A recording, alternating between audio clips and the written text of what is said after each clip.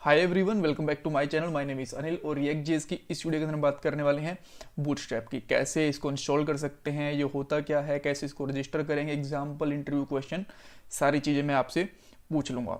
Right. सो अच्छा, मैं एक चीज़ बता देता हूँ। जो भी मैं वीडियोज़ बनाता हूँ तो उनका एक एग्जाम्पल भी हम देखते हैं वीडियो के अंदर, और जो वो कोड होता है मैं गिटहब के ऊपर डाल देता हूँ और उसका लिंक आपको डिस्क्रिप्शन बॉक्स में मैं दे देता हूँ। सो वहाँ पे आप चेक कर लीजिए करिए अगर आपको कोड की ज़रूरत हो तो। राइट। सो स्टार्ट करते हैं। बूटस्ट्रैप बेसिकली होता क्या है, देखो बूटस्ट्रैप एक CSS और JS की लाइब्रेरी होती है जो हमें क्या करती है कि रिस्पॉन्सिव वेबसाइट प्रोवाइड करती है, और बटन्स के ऊपर और या फिर हम कुछ अलर्ट बॉक्स यूज़ कर रहे हैं, ग्रिड यूज़ कर रहे हैं, उसके लिए अच्छा सा एक सेटअप दे देती है ताकि हम कम टाइम में अच्छा स्टाइल कर पाएँ, अच्छा डिज़ाइन कर पाएँ, और सारा का सारा रिस्पॉन्सिव। और रिस्पॉन्सिव मतलब कि वो हम मोबाइल के ऊपर देखेंगे तब भी हमको बहुत अच्छा दिखेगा, लैपटॉप पे देखेंगे तो भी बहुत अच्छा दिखेगा, और टैबलेट पे देखेंगे तो भी बहुत अच्छा दिखेगा। राइट। मैंने बेसिक बता दिया, वैसे तो काफ़ी डीप में जा सकते हैं बट मैंने आपको बेसिक आइडिया दे दिया। सो इसको इंस्टॉल कैसे कर सकते हैं। सो इंस्टॉल करने के लिए आपको जस्ट लिखना है रिएक्ट बूटस्ट्रैप। राइट। सो जब आप जाओगे ना तो आपको पहला लिंक मिलेगा react-bootstrap.github.io। इसी लिंक के ऊपर जाना, और भी बहुत सारे लिंक मिलेंगे आपको, उनके ऊपर मत जाना बिकॉज यही ऑफिशियल साइट है इनकी। राइट। सो यहाँ पे आप जाओगे तो आपको करंट वर्जन मिल जाएगा 4.5। सो कुछ लोग अभी 5 के लिए बता देते हैं कि डायरेक्टली 5 कैसे इंस्टॉल कर सकते हैं। वो ऑफिशियल नहीं है अभी के लिए, तो वो मैं रिकमेंड नहीं करूँगा। जो यहाँ पे करंट वर्जन दिया होता है आप वही यूज़ करो। राइट। All right. सो देखो, जैसे ही आप थोड़ा सा नीचे आओगे इसके अंदर आपको मिलेगा गेट स्टार्टेड। सो गेट स्टार्टेड पे क्लिक करो और यहाँ पे आपको ये बता देगा कि ये वाली आप इस तरीके से लाइब्रेरी इंस्टॉल कर सकते हो। यहाँ पे दो लाइब्रेरी हैं, एक तो रिएक्ट बूटस्ट्रैप और एक बूटस्ट्रैप। राइट। आप इसको कॉपी कर लो या फिर बिना कॉपी करे वैसे आप इसको टाइप कर लो, it's totally up to you. और जस्ट टर्मिनल ओपन करो और यहाँ पे थोड़ा सा मैं इसको ऊपर करता हूँ और इसको पेस्ट कर दो। राइट। सो ये इंस्टॉल होना स्टार्ट हो जाएगा, और जैसे ही इंस्टॉल होगा तब आप उसको यूज़ कर पाओगे बूटस्ट्रैप को। राइट। अच्छा, इसके साथ साथ हमें कुछ और भी चीज़ें करनी पड़ती हैं। बात आती है कि हम कंपोनेंट को कैसे इंपोर्ट करेंगे। राइट। कंपोनेंट इंपोर्ट करने से पहले एक चीज़ जो इंपॉर्टेंट है वो आपको बताया हूँ। देखो, ये प्रोडक्शन के लिंक्स वगैरह दिए हुए हैं, इनको इनके ऊपर जाने की जरूरत नहीं है, ना ही हमें इनकी ज़रूरत है। और एक यहाँ पे दिया हुआ है लिंक इस तरीके से यूज़ करने की, ये भी आप मत यूज़ करना। CSS को आप इस तरीके से यूज़ करना। राइट। जो ये वाला लिंक है इसको ज़्यादा यूज़ करने की ज़रूरत नहीं है बिकॉज ये जो लिंक है ये CDN का होता है। अगर आपका इंटरनेट नहीं चल रहा होगा तो फिर ये चलेगा नहीं, काम नहीं करेगा। राइट। तो आप ये वाला यूज़ करो। इसको आपको कहाँ रखना है, index.js फाइल होती है ना जो, उसके अंदर रखो आप। ये इसकी जो CSS की लाइब्रेरी होती है उसका पाथ होता है। सो आप index.js है, यहाँ पे आओ और यहाँ पे इसको इस तरीके से यूज़ कर लो। राइट। जैसे आपने ये यूज़ कर लिया और जस्ट आपका ये भी लाइब्रेरी भी इंस्टॉल होने वाली है। अब देखो, ये इंस्टॉल होने के बाद में अब आपको डिपेंड करता है कि आपको यूज़ क्या करना है। इसके अंदर तो बहुत सारे कंपोनेंट होते हैं। अगर मैं यहाँ पे जाऊँ तो राइट, अगर मैं इनकी बात करूँ, अकॉर्डियन है, गैजेट्स है, बटन्स हैं, कार्ड्स हैं, तो आप ये किस तरीके से यूज़ करोगे। राइट। अच्छा, तो इन्होंने जस्ट एक एग्जाम्पल दिया हुआ, वो एग्जाम्पल लेके दिखाता हूँ और फिर बाद में आप और भी तरीके हैं। राइट।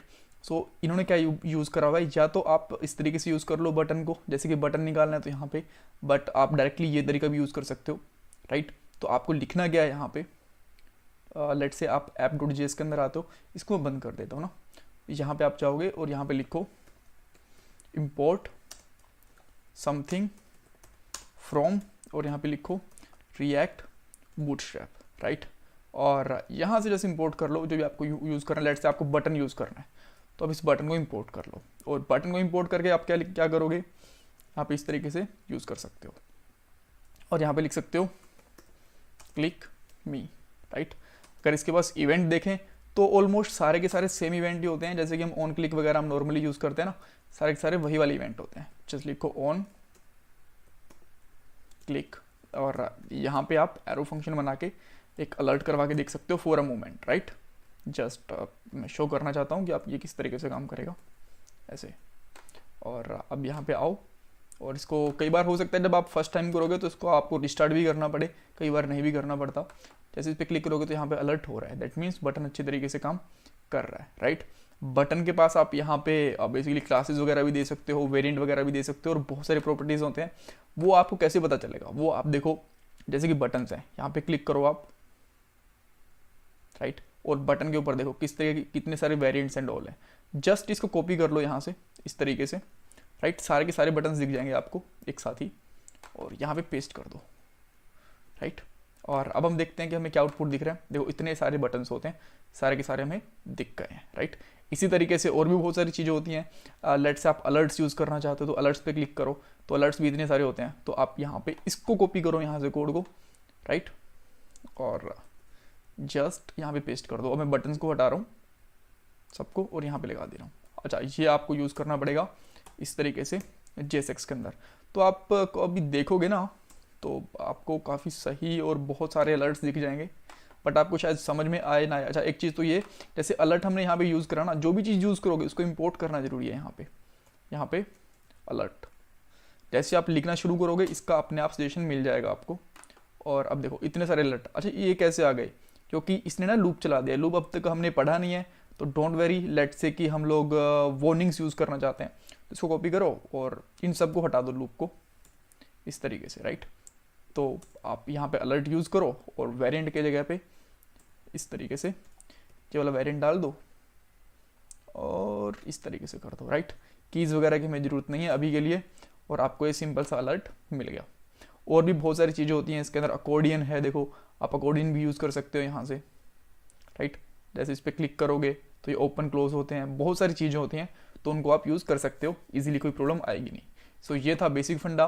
हाँ, एक वीडियो और आएगा जिसके अंदर ये मैंने बेसिक इंस्टॉलेशन करना बताया, जिसके अंदर बहुत सारी चीज़ें यूज़ करके बताऊंगा। अभी तो मैंने 1-2 चीज़ें यूज़ करके बताई ना, बहुत सारी, वो अराउंड 25 या 30 मिनट का वीडियो होगा I think, right. So that's all for this video. And अच्छा, लास्ट वीडियो के अंदर मैंने क्वेश्चन पूछा था कि क्या हम normal CSS and modular CSS को एक साथ यूज़ कर सकते हैं क्लास नेम के अंदर? बिल्कुल कर सकते हैं, कोई प्रॉब्लम नहीं आएगी। आप इनलाइन CSS भी एक साथ यूज़ कर सकते हो, जितने मर्जी चाहो, जो मर्जी चाहो यूज़ कर सकते हो।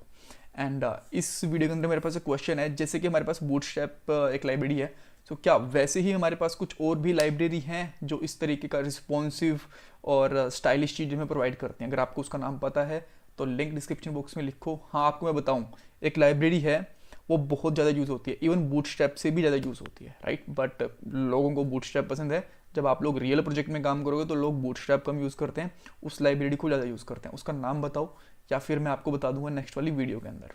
सो बाय बाय, टेक केयर।